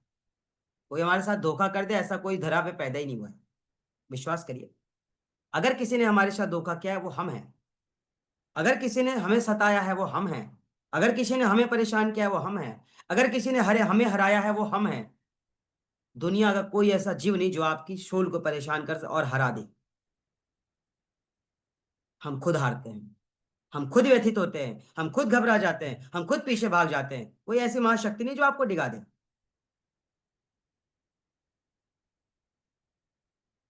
तो दूसरों को दोष देना बंद करिए। जो चाहिए आपके पास है। किसी के आगे हाथ फैलाने की आवश्यकता नहीं है, किसी के आगे सरेंडर करने की आवश्यकता नहीं, किसी के आगे झुकने की आवश्यकता नहीं है। अगर झुकना है, माता पिता गुरु और भगवान के चरणों में झुकेंगे। झुकेंगे तो ज्ञान के शरणों में झुकेंगे, विद्या के शरणों में झुकेंगे, मूर्खों के चरणों में नहीं झुकेंगे। ये भी ज्ञान है। अगर मूर्खों के चरणों में झुक गए तो फिर लोग कहेंगे नहीं कि कितना ज्ञानी है, देखो मूर्खों के पैर पकड़ रहा है। ये भी तो ज्ञान है। तो जो आपको चाहिए वो आपके पास है, इसलिए भटकिए मत, परेशान मत होइए। दुनिया का कोई मोटिवेशनल स्पीकर आपको मोटिवेट नहीं कर सकता है जब से आप खुद को मोटिवेट नहीं करेंगे। और अगर दोबारा आप कहें कि हम परेशान हैं तो फिर मुझे भी हंसी आएगी कि क्यों परेशान है, क्या कमी है आपके पास, है ना। पानी में मीन प्यासी, मोहे सुनी सुनी आवे हंसी। तो आपके पास सब है जो आपको चाहिए। आप जैसा चाहते हैं आप बन सकते हैं।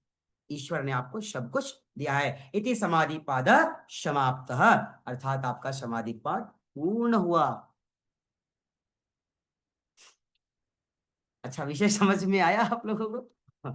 हमारी गौतमी बहन तो आज जगी नहीं, पता नहीं, है ना, कहाँ रहेगी भाई। इतना हमें अच्छा लग रहा है कि आज हमारा समाधि पाठ हो गया। अरे हमारी प्यारी बहन गौतमी बहन सुन रही थी कि नहीं आप? थोड़ा जी बहुत गुरु आज, जी सुन रही थी। आज थोड़ा बहुत काम कर लिया है कि नहीं? जी जी, हो अच्छा। गया। आप अच्छा हो देख। गया। अच्छा अच्छा। तो हमारी दिव्यांशी बहन, आज आपकी माता जी का जन्म दिवस है, तो हमारी भी वो, हम सबकी भी माता जी हैं। तो हम सब माता जी को तो आशीर्वाद दे नहीं सकते, लेकिन हम सब माता जी के लिए प्रेयर कर सकते हैं, है ना। हम सब माता जी के लिए ईश्वर से कामना कर सकते हैं कि हमारी माता जी दीर्घायु हों, शतायु हों वो, है ना, हमेशा वो स्वस्थ रहें, निरोग रहें। ईश्वर उनकी ऊर्जा को ऐसे ही चरैवेती चलाए रखे, बस इतनी सी कामना और इतनी सी प्रार्थना माँ के लिए हम सबकी भगवान से है। और माँ हमेशा खुश रहे, माँ हमेशा आनंदित रहे, माँ के समस्त समस्याएं, समस्त बीमारी, नकारात्मकता, नगण्यता, जो कुछ भी भविष्य में आने वाली है वो सब ईश्वर अब वहीं विराम दे दे। ऐसी प्रार्थना हम सब, ठीक है। धन्यवाद गुरु जी। हाँ हाँ। तो हमारी शांति बहन कुछ प्रश्न लेना चाह रही थी।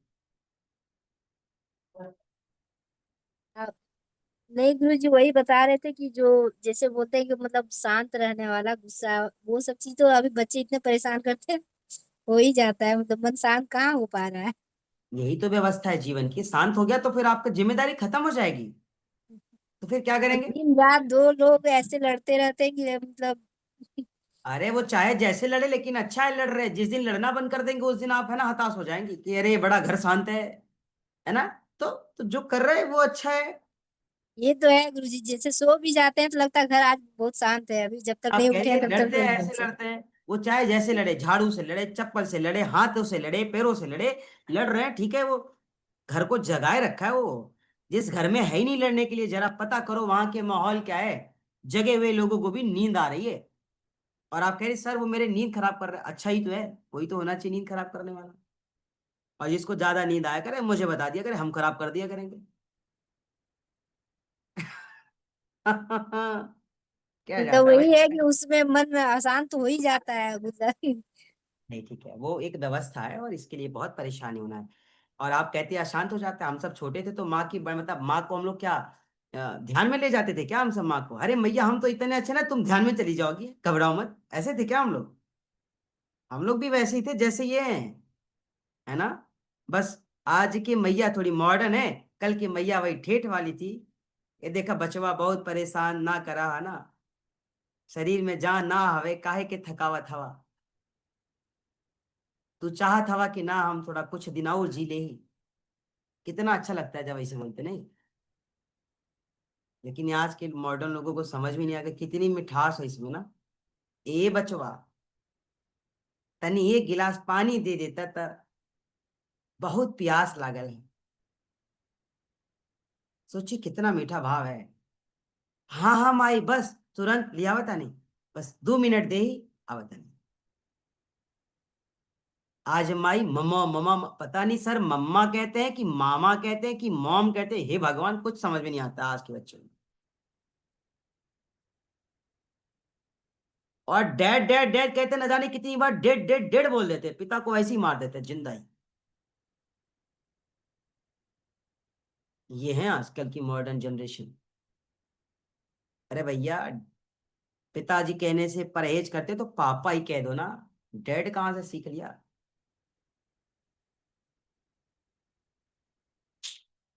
तो इसलिए शांति बहन, हम सब जो थे ना, अब ये हम सब की जो पीढ़ी है ये लास्ट पीढ़ी समझो कि हम सब के अनुकूल थोड़ा रह लेगी।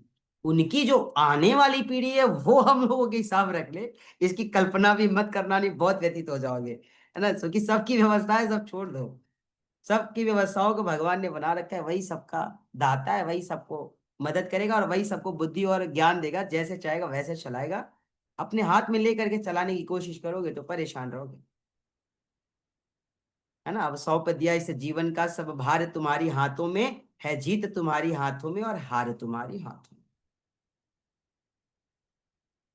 रात है, सुबह होनी है, शरीर मिला है, एक दिन इसका त्याग होना है। सुंदरता है एक दिन ढलेगी, शरीर बहुत बलिष्ठ है एक दिन जर्जर होगा। इसलिए कभी किसी चीज पर घमंड ना करें। बहुत ज्ञानवान हो तो भी घमंड ना करो, बहुत पैसे वाले हो तो भी घमंड ना करो। बहुत सुंदर है, कहते हो वाह भगवान ने इसे कितना सुंदर बनाया है, कोई बात नहीं, एक दिन ये भी ढल जाएगा। हमारी दादी की आज की भी फोटो देखेंगे ना, लोग कहते थे उस समय की हीरोइन, पूरे शहर में जब वो चलती थी तो लोग ऐसे उठा करके देखते थे, तो ऐसी थी हमारी दादी। और अंत तक उनके चेहरे की चमक वैसी रही, लेकिन सारी जो सुंदरता थी ना, एक युवाओं की तरह जो थी, सारे जब गाल वाल सब एकदम जब झूल जाते हैं 90 बरस की आयु में, 85 बरस की आयु में, देखो वो सुंदरता एक दिन समय के बाद ढल गई ना, रही नहीं रही। हम लोग की भी रहेगी नहीं रहेगी, तो किस लिए घमंड करना भैया, किस लिए नाच करना। कुछ भी हो सकता है। कभी अहंकार मत करिए, न जर का, न जमीन का, न पैसे का, कुछ भी रहने वाला नहीं। और जिसके लिए आप अहंकार कर रहे हैं, याद रखिएगा वो एक दिन आपके जीवन को नस्ता नाबूद करने का सबसे बड़ा हथियार होगा वही, जिसके लिए आप अहंकार कर रहे हैं।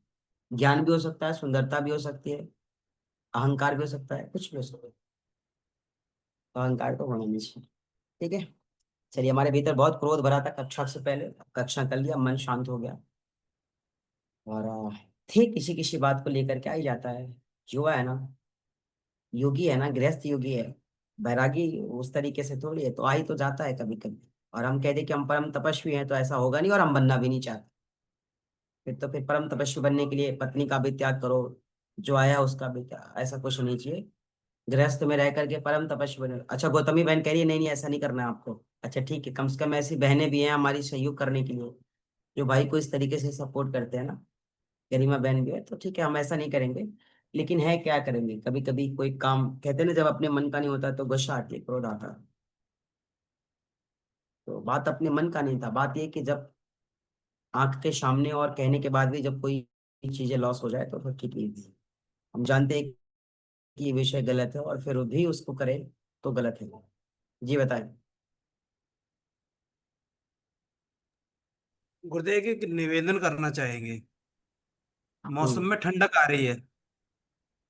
हाँ ठीक है। अब सुबह में जल्दी के लिए भी परेशानी है, और रात को लेट की भी हम्म। परेशानी पड़ेगी। लेकिन ठंडक तो सर जब अक्टूबर बीत जाएगी तब आएगी, अभी तो हम कोई बात ही ना करें इस विषय पर, हमको लगता है। हाँ इसको गुरुदेव तुम प्लान दिल्ली कर ले में हम लोग है, ये। और दिल्ली पहाड़ पे है।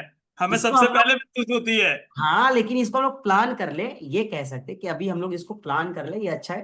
हालांकि अभी ठंड, सही में ठंड जो होती है ना दिसंबर में ही आती थी। सही बात तो ये है। लेकिन अब शुरुआत हो गई है। हाँ वो, और ये गुलाबी ठंड है सर, इसको तो आनंद है ना, इसको आनंद में लेना चाहिए। तो गुलाबी ठंड है वो तो बहुत घबराने गुरुदेव की। गुरुदेव जल्द ही रामलीला का मंचन भी शुरू होने वाला है। हाँ तो ठीक है, हो जाएगा, हम सब सहयोग करेंगे, क्या जाता है उसमें, सभी लोग करेंगे। गुरुदेव वो रात को ही होता है। अरे तो कोई घबराने की बात नहीं है। तो हम लोग आगे सुबह में वीडियो देख लेंगे, रामलीला का भी मंचन कर लेंगे, दोनों काम कर गुरुदेव लेंगे। हमारे पास में तो सामने होती है प्रत्यक्ष। हाँ तो कोई बात नहीं ना, देखेंगे उसे, सुनेंगे इसे, दो काम कर लेंगे। प्रज्ञा ऋतंभरा को जागृत कर देंगे, एक समय में कई काम करेंगे। गुरुदेव कुछ भी सुनाई नहीं देगा उसकी शोर में। तो चलिए हम लोग उसकी व्यवस्थाएं देख लेंगे, वो भी तो 10 दिन के लिए रहेगी ना, जैसे जो विजयादशमी या दीपावली दशहरा जो भी है। तो उसके हिसाब से शायद हम लोग बैलेंस कर लेंगे, क्या जाता है ना। और प्रथम पाद समाप्त हो गया, क्या ये कम। अगर सभी लोग अभी हमने अगर कहा ये सभी लोग प्रथम समर्थन पाद देंगे हमारा। तो उसके बारे में बात करनी है, वरना मेरे लिए स्पेशली कोई मैटर नहीं करता है। I can manage. नहीं ठीक है, यही हम सभी को चाहिए है ना। तो ठीक है, बड़ा आप सभी का धन्यवाद कि प्रथम पाद समाप्त हुआ 2 महीने में, लेकिन अगले 3 पाद समाप्त होंगे 1 महीने में, क्योंकि ड्यूरेशन ही 3 महीने का था ये।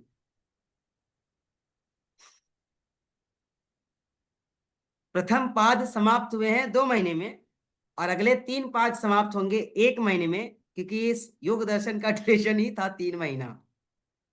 चलेगा। तो कल से वो सभी किताबें उठा ले जो शांति बहन दिखा रही थी।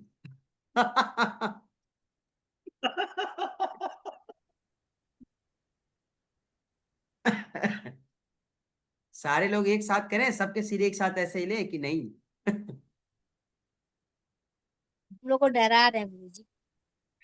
नहीं हम सोच रहे कर देना है। आप ही लोग कहते हैं ज्वाला सर जो समय देते हैं पूरा नहीं करते हैं, क्यों सर आदरणीय सुरेंद्र सर, यही तो इन लोग की शिकायत है ना। कि ज्वाला सर जो नहीं समय नहीं, देते हैं ना यहाँ पे पूरा नहीं हमें करते। शिकायत नहीं है। हमें शिकायत नहीं है। ज्वाला सर जो समय लेते हैं उससे पता नहीं कहाँ तक चले जाते, तो ठीक है हम समय से पूरा कर देंगे। क्या नहीं जाता है, नहीं एक नहीं। महीना है, 1 महीना में हम आपका 2-3 दिन बचा देंगे, हम विश्वास दिलाते हैं आपको। बचा देंगे 3 दिन। 150 सूत्र है ना सर अभी तो, 150 ही तो सूत्र है। 30 दिन, और एक दिन में पता है 3-3 4-4 पेज खत्म होंगे, और 4-4 पेज में 8-8 सूत्र कंप्लीट हो जाएंगे, आप सोचो। हो सकता है हमारा बच जाए 2-4-5 दिन इस महीने का भी। गुरुजी जैसे चल रहे हैं वैसे ही चलाइए। आराम आराम से। आराम से नहीं, मतलब जो सूत्र एक दिन में हो सकता है वो एक दिन में, जितने हाँ सूत्र 2 दिन में हो जो सकते जो हैं। करो। देखिए सर ने बताया 130 अप्रॉक्स है, तो हम तो 150 मान के चल रहे हैं ना, कि वो भी कंप्लीट हो जाएंगे, 5 दिन बचेंगे। क्योंकि आप जरा उसको उठा के तो देख लीजिए ना किताब, 2-2 पेज में 5-5 सूत्रांश कंप्लीट हो गए। और 2 पेज तो आराम से एक दिन में हो जाएगा, 1 घंटे में। कितना समय लगेगा। कह रही है गौतमी बहन की नहीं गुरुजी ऐसा नहीं चलेगा। अच्छा तो ठीक है, पहले एक शुभ मतलब बढ़िया से कल एक मैसेज डालेंगे कि योग दर्शन में आप सभी योगियों का बहुत धन्यवाद। आप सबके स्नेह से और आप सबके सहयोग से योग दर्शन का प्रथम पाद बड़े ही उत्साहपूर्वक पूर्ण हुआ है। अब द्वितीय पाद की शुरुआत होने जा रही है। जो उत्साही साधक है, जो है ना हर्षित होने वाले, या जो आनंदित साधक हैं, जो सच में दर्शन से कुछ लेना चाहते हैं, वो जुड़ जाएं। जो इन फ्यूचर इस पूरे बैच में दर्शन ज्वाइन करने वाले नहीं है, उनको भी मेरा प्रणाम है। ऐसे करें, क्या करेंगे। तो ठीक है, आज की शब्द को यही विराम दीजिए और हम सब फिर मिलेंगे। कल रविवार का दिन है ना। और कल बहनों के लिए ज्योतिया का एक महापर्व है। तो पता नहीं गौतमी बहन क्या होता है कि नहीं, वेस्ट बंगाल में नहीं होता है। नहीं तो होता है गुरुजी, मतलब हम अच्छा। लोग नहीं कर पाते हैं। अच्छा तो ठीक है। ये ज्योतिया का जो महापर्व है, ये संतान की प्राप्ति के लिए, पुत्र प्राप्ति के लिए लोग ऐसा हमने सुना है कि रखते हैं। और अच्छा। माता हमारी आज की रात्रि में 12 बजे से पूर्व में जो कुछ भी जल वगैरह ग्रहण कर लेंगी वही करेंगी। और फिर 12 बजे के बाद कर पूरे दिन में, और फिर वो रात भर नहीं करेंगी, नेक्स्ट डे करेंगी 24 आवर। अच्छा। तो वो जल ग्रहण करेंगी। तो ऐसे समस्त बहनों को और माता तुल्य हमारी प्रिय बहनों को जो भी व्रत करने वाली है उनको हमें, है ना, ज्योतिया की बहुत शुभकामनाएं। और ईश्वर उनको साहस और सामर्थ्य प्रदान करे और उनके व्रत को विधि पूर्वक पूर्ण कराने में उनकी सहायता करें। मेरी समस्त शुभकामनाएं आप सभी बहनों के साथ हैं। इसके लिए इतना ही, हम सब फिर मिलेंगे, तब तक के लिए सभी को राधे राधे। राधे राधे गुरुजी। आगे बैठा, बस तुरंत तुम्हारे लिए आ रहे हैं, बस 1 मिनट बोल। अच्छा मिला ही दे क्या आपसे, आ जाओ आ जाओ। आ जाओ बेटा, आ जाओ आ जाओ, सभी इंतजार कर रहे हैं। ये बड़े परेशान है, ये देखेंगे ना तो बार बार फिर चाप मतलब परेशान कर। आइए,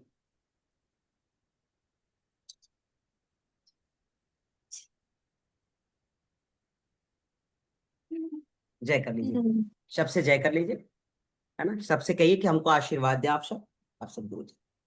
मम्मा को मत देखो बेटा, इधर देखो, इधर इधर देखो, ढेर सारी बुआ है तुम्हारी, ढेर सारे तुम्हारे, है ना, ताऊ जी हैं। एक ही ताऊ जी हैं राधे हमारे। राधे। राधे राधे। राधे राधे। देखो सब अलग अलग जगह से, देखो ये हमारी तुम्हें गरिमा बहन लखनऊ से है, गौतमी बहन तुम्हारी पश्चिम बंगाल से है, दिव्यांशी बहन अपने उत्तर प्रदेश के किसी कोने से है, और कानपुर। और हमारे कानपुर से है। कानपुर से हैं, है ना, और हमारे सुरेंद्र सर दिल्ली से हैं। और हमारी शांति बहन भी देखो, है ना, आपको प्रणाम किया, आप भी जय कर लो। ये तुम्हारी बड़ी बुआ है, जय करो, हाँ नहीं, ऐसे। मैं वो पश्चिम बंगाल से कहाँ से है? ठीक है। मेरा कोलकाता से थोड़ा दूर है, यहाँ को कांचापाड़ा बोला जाता है। नईहाटी कृष्णनगर वो लाइन पे है। क्योंकि वेस्ट बंगाल मतलब हम लोग जैसे आसनसोल है ना, वो तो मेरा मतलब उधर ही है, तो वहीं अच्छा स्टार्ट ही अच्छा। होता है। हम लोग उधर पास के ही हैं। हाँ तो ठीक है, आप लोग फोन से बातें कर लीजिएगा, ये आया जाया करिए एक दूसरे के यहाँ, केवल ऐसे कहने से क्या होगा। टिकट कराइए, आप जाइए शांति बहन गौतमी बहन के यहाँ, एक बार गौतमी बहन आप आओ इनके यहाँ। अरे तो ऐसे आने जाने से रिश्ते बनते हैं, ऐसे थोड़ी नहीं। पैसे पिछले बिना साल तो जाने के। कोलकाता गए थे दुर्गा पूजा में हम लोग, 3-4 नहीं दिन इस का बार मत उधर। जाना, गौतमी बहन ने मना किया है कि रसेस बहुत ज्यादा है, अभी बाहर वालों को है ना नहीं आना है, कि बहुत प्रॉब्लम होने वाली है। तो ठीक है, हम सब फिर इस बार मिलेंगे। सत्र के समापन पर सभी का मिलने हाँ का एक प्रोग्राम बनाएंगे गुरुदेव। जरूर जरूर सर, बनेगा वो, सब कुछ और अच्छा होगा। उम्मीद है कि सबसे पहले आपके यहाँ पे ही पहुंचने का सभी का प्रोग्राम बनाया जाएगा। बिल्कुल आइए, माँ जगत जननी के यहाँ आपका स्वागत है। और आपको बता दिए कि ये जो माँ विंध्यवासिनी का क्षेत्र है, कहते हैं ना भूतो ना भविष्यते, ऐसा तीर्थ की सर्टिफिकेट वहीं पे स्थली, मिलेंगे। ऐसी तीर्थ स्थली पूरे ब्रह्मांड में नहीं है भाई, जहां पे देवी साक्षात पूरे शरीर, संपूर्ण शरीर विद्यमान है। ना भूतो ना भविष्यते। और ये कौन है माँ विंध्यवासिनी? योग माया के नाम से भगवान श्री कृष्ण की बहन है ये योग माया, जिन्हें ऐसे यूं लुका दिया गया था, याद है ना। वो आकर के वहां से यहीं बसी हुई हैं। सबसे पहले हम ही आएंगे गुरुजी, हम तो सोनभद्र हाँ में ही रह आइए। रहे हैं ना। तो एक बार है ना, जो लोग भी, जैसे गौतमी बहन ने बहुत प्लान किया नहीं आ पाए, जो लोग आना चाहिए, याद रखिएगा कि जीवन में हम सभी जगह जाते हैं ना, बालाजी जाते हैं और भुवनेश्वर, न जाने कहाँ कहाँ जाते हैं, जगन्नाथ जाते हैं, सब स्वागत है सबका। लेकिन ये भी एक ऐसा तीर्थ स्थल है, ना भूतो ना भविष्यते, ना कभी हुआ है और ना होगा। जी। और साक्षात देवी संपूर्ण शरीर अगर कहीं विद्यमान है तो वो यही जगह है। और यही वो भगवान श्री कृष्ण की बहन है, योगेश्वर श्री कृष्ण की बहन योग माया है, जिन्हें माँ विंध्यवासिनी के नाम से जाना जाता है। और सब योग के साधक है आप लोग, आप लोग न मिले तो फिर क्या है। क्यों, आप सब योग वाले अगर योग माया से ना मिले तो फिर क्या है। ठीक है, तो आज के लिए इतना ही, हम सब फिर मिलेंगे मंडे को, तब तक के लिए आप स्वस्थ आनंदित रहे।